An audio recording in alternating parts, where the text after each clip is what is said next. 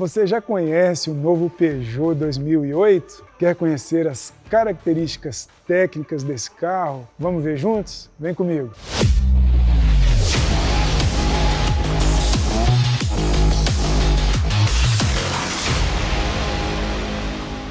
O novíssimo Peugeot 2008, Peugeot que agora, com a da FCA junção com a PSA, é um veículo da marca Stellantis, tem consigo algumas características técnicas interessantes. Começando lá pelo motopropulsor. O motopropulsor desse carro é o motor Turbo 200, então nós temos 200 Nm de torque. Mesmo motor que se usa lá no Fiat Pulse, no Fastback, e também o mesmo câmbio, que é o câmbio CVT, a transmissão continuamente variável, que também tem um torque de entrada nessa transmissão de 200 Nm. Então temos ali um bom casamento de motor e câmbio. Para quem tem dúvidas se é um bom motopropulsor ou não, tem que andar no carro para ver. Nós andamos nesse carro aí numa pista no interior de São Paulo com o Christian Fittipaldi.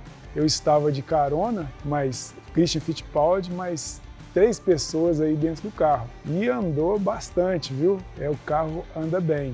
A experiência foi muito legal. Também dirigi o carro e gostei bastante, ou seja, o motopropulsor ele responde muito bem. Um casamento muito bom ali, principalmente com a função Sport ativada, onde a troca de marchas ali, ela aproveita um pouquinho mais, deixa as marchas emuladas do CVT, passam ali numa rotação um pouquinho mais elevada. Então nós temos 3 versões nesse carro, Active, Allure e GT. Uma característica aí das 3 versões é que as 3 utilizam o mesmo tipo de roda, mesmo diâmetro de roda.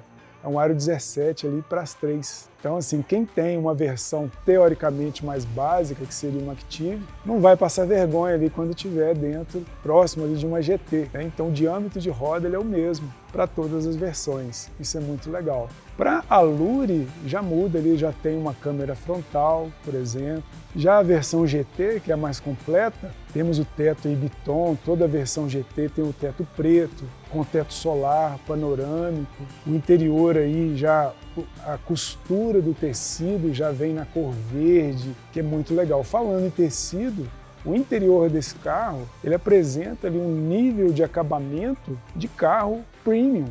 O valor dele, não sei qual o valor hoje que está em concessionária, mas o que ele mostra ali de design interior e nível de acabamento é de carro que custa quase o dobro aí desse veículo. Você tem que ver lá para você conferir aí. Então nós temos um material muito interessante, que não é um couro, mas que a gente chama de alcântara, quase um veludo ali, um tecido muito confortável. Bacana? De tecnologia a gente pode destacar os sistemas ADAS, que são sistemas avançados de assistência ao condutor. Começando ali, por exemplo, pelo detector de invasão de faixa, que o veículo vai dar um torquezinho ali no volante e um sinal luminoso e sonoro quando estiver invadindo uma faixa, tudo isso através da câmera do para-brisa. A mesma câmera que está ali no para-brisa vai fazer a função do farol alto automático, que vai comutar para o farol baixo e voltar automaticamente quando tiver um veículo emitindo um farol no sentido contrário, para a gente não precisar ficar jogando o farol para baixo e voltando, o carro faz isso sozinho. Outra função da câmera também é a frenagem automática de emergência. Ela vai monitorar sempre o veículo que está à frente e, se tiver alguma possibilidade de colisão, à medida que eu vou aproximando do veículo da frente e não atuo nos freios, o carro vai frear esse veículo sozinho. Se a velocidade estiver abaixo de 50 km por hora, para o veículo completamente. Acima dessa velocidade, vai atuar nos freios, mas em velocidades muito elevadas não tem como parar, por isso o nome de sistemas de assistência ao condutor. A responsabilidade por uma colisão é sempre do condutor. Já o sistema só ajuda, não faz milagre, pessoal? Não confundir essa frenagem automática de emergência, muita gente confunde, com a frenagem do piloto automático adaptativo. Esse carro, o modelo a combustão, não tem o piloto automático adaptativo, que adequa a sua velocidade de acordo com o veículo da frente. Reduz a velocidade e aumenta essa velocidade conforme o veículo da frente se desloca. Isso é o piloto automático adaptativo. A frenagem de emergência, ela só vai atuar quando eu tiver uma possibilidade de colisão. Então são duas coisas totalmente diferentes. Então, só tirando a dúvida aqui entre a frenagem automática de emergência e a redução de velocidade do piloto automático adaptativo. A frenagem automática de emergência, ela sempre acontece, eu estando ou não no piloto automático. Por exemplo, eu não vi um carro parando à minha frente, não atuei nos freios, o carro vai fazer essa frenagem automaticamente, eu estando ou não ali no piloto automático. Então são duas coisas diferentes. Tranquilo? Tecnologia bem interessante. Então, falamos aí de motopropulsor, de acabamento, né, rodas. Temos aí na versão elétrica, né, o GT, nós temos o 2008 elétrico, né, o E2008, que tem ali também o motopropulsor elétrico, né, um veículo 100% elétrico, com um acabamento muito semelhante ao GT. Ele também é um GT. E lá nós temos aquecimento dos bancos aí como um ponto aí a mais com relação à combustão. E lá no elétrico, sim, aí nós vamos ter sim o piloto automático adaptativo, que não tem no veículo com motor a combustão, e o ADAS nível 2. O que é o ADAS nível 2? Lá no elétrico, além de ter a assistência de invasão de faixas, ele mantém o veículo no centro da faixa. Por exemplo, se eu tenho uma faixa ali com duas linhas, né? A faixa é 2 metros de largura, a faixa da estrada, e o carro tem 1,5 metro de largura, por exemplo. Sobrou o quê? Meio metro, né? 50 centímetros. Então lá no GT elétrico, ele vai manter 25 centímetros de um lado, 25 centímetros do outro. Vai manter o carro sempre exatamente no meio aí da faixa, para que ele faça, né, percorra e faça algumas curvas leves aí na estrada. Então esse é o nível um pouco maior aí do elétrico com relação às versões a combustão, que são Active, Allure e GT a combustão. Completando aí as funções ADAS, né?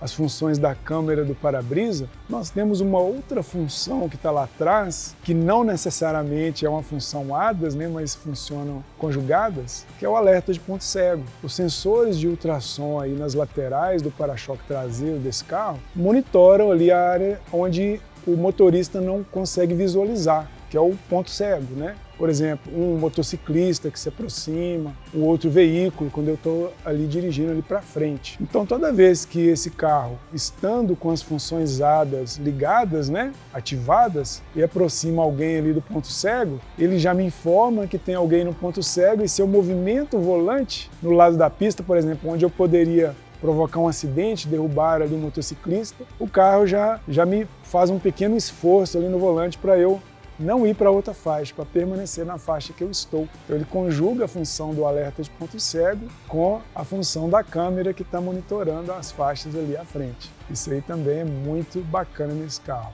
Outra tecnologia interessante, que é uma posição também patenteada pela Peugeot, é o iCockpit. O que é o iCockpit da Peugeot? É diferente aí de outros carros. Quando eu sento ali no banco do condutor, ajusto ali a minha posição de dirigir, eu sempre vejo o quadro de instrumentos por cima do volante. Nos veículos da Peugeot hoje isso é patente. Eu vejo o quadro de instrumentos sempre por cima, não por dentro do aro do volante. Dirijo aqui, ó, como se fosse um carro ali de Fórmula 1. Dá uma sensação maior de esportividade. O volante é menor, né? O volante ele tem ali um chanfro, justamente para não pegar nas pernas, e por cima, para que eu consiga visualizar o quadro ali olhando por cima. Então, assim, entrou no Peugeot 2008, nunca tente regular o volante olhando por dentro do aro. É sempre por cima.